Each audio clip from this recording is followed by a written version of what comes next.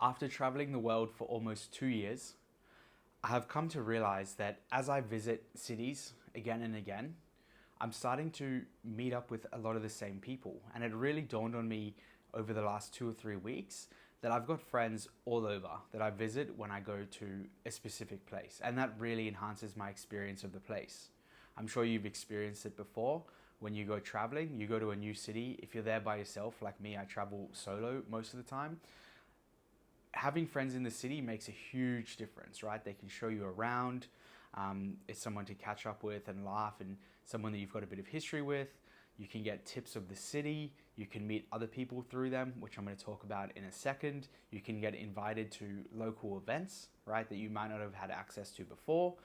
I might have mentioned this, but you get all the top tips, the best places to eat, the best places to go out and party, the best things to do in the city.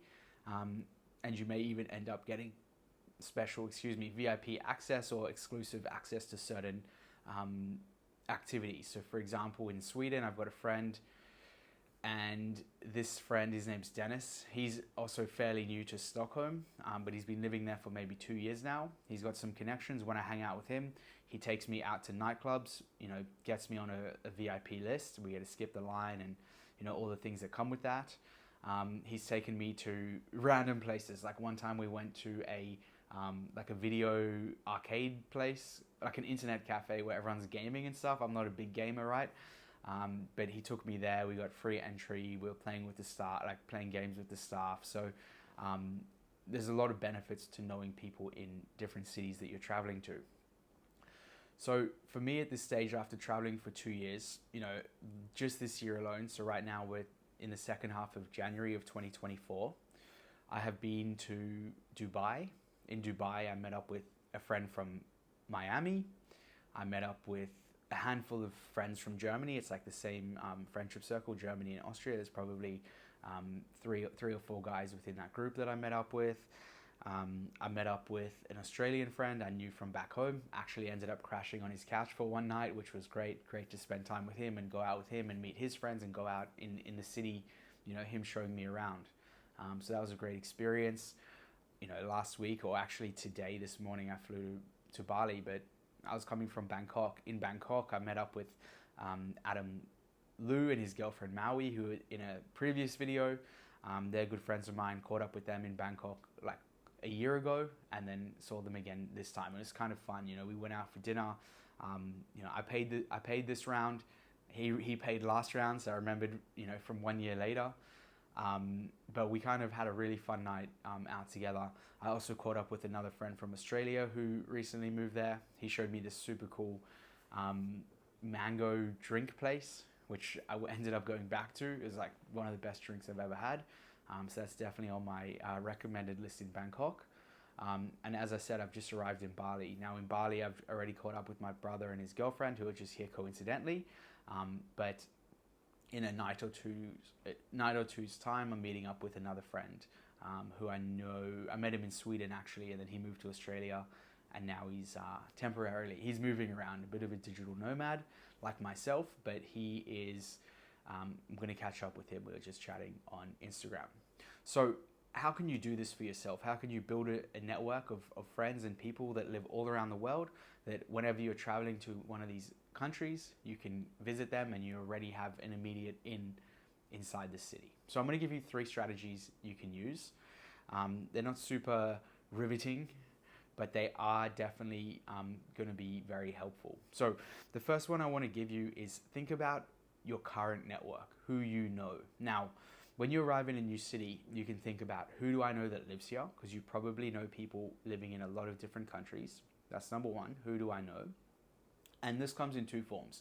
It's either people living in that country, or it's people with friends that you know living in that country. So for example, if you're from Australia like me, you might have a friend who has a friend living in Sweden, or living in the US, or living in Denmark or Norway or wherever, Spain, right?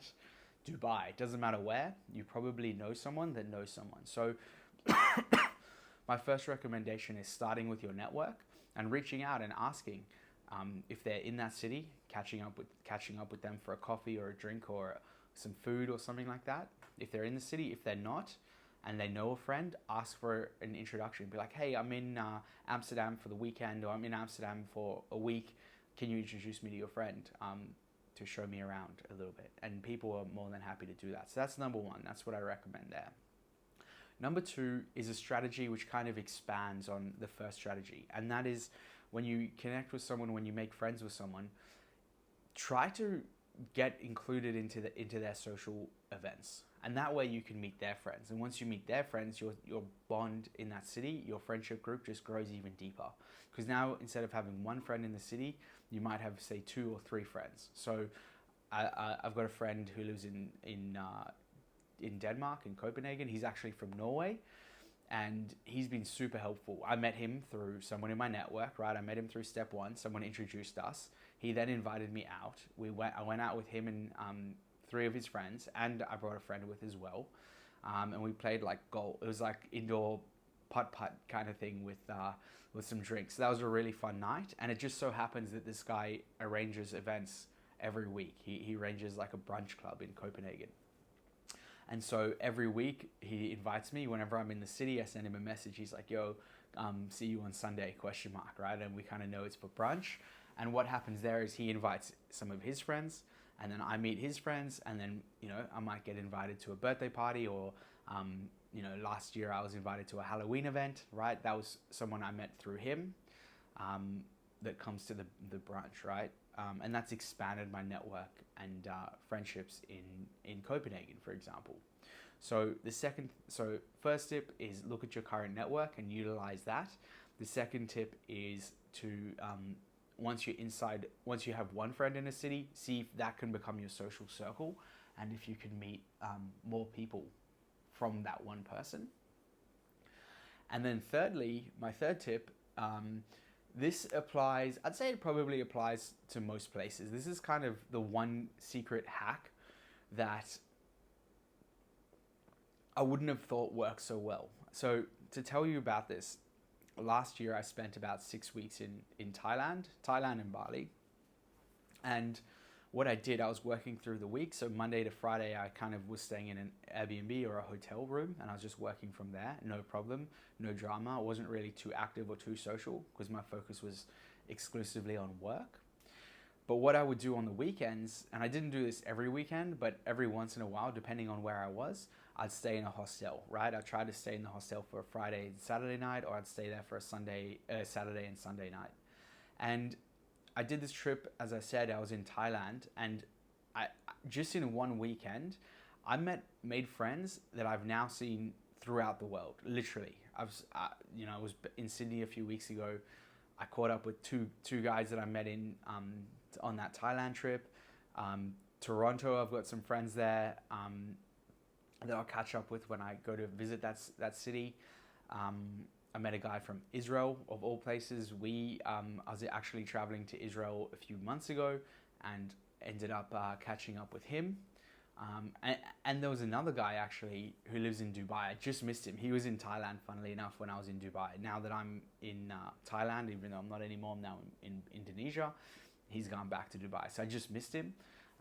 But just from that trip alone, I expanded the social circle all around the world. So those are the third tip is don't be afraid to stay in hostels, right? Don't be afraid to stay in hostels and get in those social environments where people are traveling alone and want to meet each other, or people are going out to party and network and communicate and catch up and meet new people. So get yourself in that environment. And my fourth tip, it was actually meant to be 3 tips. Probably tip 1 and 2 could have been combined together. These are some notes for myself. But tip 4, we'll call it tip 4. It's a bonus tip, but it's actually a real tip, is to get involved in groups that you're interested in. So for me, for example, in Copenhagen, I made a lot of friends through a cigar smoking club of all places, right? It just happened, pretty much by accident. Actually, in this one cigar bar, I met a guy there in Copenhagen who lives in Australia. He's an Australian guy. We obviously bonded because we're both Australian. And now I've been back to Australia twice in the last 2 years, and I've caught up with him both times. He's now a good friend of mine. So get involved in local clubs and local groups. That's a great way to meet people. You can meet like-minded people. If you want to meet a specific type of person, say you want to meet, someone into health, you want to make friends in that city around health, then go attend a running club or attend a yoga class or attend a gym class, right? Something where the type of person you want to meet would hang out. So for me, it just happened that I stumbled into the cigar smoking group. They met pretty much every night of the week. So I always had friends in that city. They always went to one specific bar. There were 2 official nights, but they ended up always hanging out together. And so what I could do is any night I wanted to, I could pretty much go to this cigar bar, and there'd be people there that I knew, right? And that obviously expanded out as I went to other bars and stuff like that, where you could smoke cigars, other lounges. There'd be people from that club in those lounges. So then I immediately knew people there, right? So those are my 4 tips on how to meet people. And my final tip on how to actually nurture these friendships and actually keep it so they're not a stranger in 4 years' time when you go back to that city is simply through Instagram, right? It sounds pretty basic, and it is. But if you just do 2 things, right? Make sure you follow them on Instagram and they're following you. And then you simply update your stories and they see you traveling and they're going to reply to your stories. Really important you reply to their stories. And as they see you more, right, through your stories, you're kind of building a brand. They're kind of understanding who you are. They've got things that they can relate to you about. So they might message you about something specific or something around travel or whatever it is, right? Each person's going to have a different interest. So that guy I met, the Australian guy who was in the Copenhagen Cigar Club or the cigar bar, he always messages me about cigars when I post something to my story of me smoking a cigar, or I post something, he sends me a message. And then when he posts, I send him a message too. And that way we maintain good communication between each other and we stay top of mind. So follow each other on Instagram, update your Instagram stories, and then 3rd tip is to message them every once in a while. Just be like, hey, I was thinking about you, or send them a meme, send them a reel or whatever. People send me a lot of reels. I don't really send them back, but I try to message them every once in a while, and you maintain those friendships like that. So it's currently 4 a.m. in Bali, so I hope this video wasn't too much of me rambling, a bit too unstructured, but recording this video for consistency, posting to YouTube daily for 67 days. I think we're on day number 24 right now, which is pretty cool. We're a bit over 1/3 of the way through the challenge. Hopefully throughout the challenge, my communication, my public speaking improves. I don't know if it did today. It feels like a bit rambly, but let me know your thoughts in the comments below. Hit that like button, and of course, if you want to see more videos like this, more travel tips, more marketing content, more things around AI and how you can improve your life or automate more of your life, use less of your brain power through AI, then hit subscribe on the channel, and I will see you next time. Thank you for watching.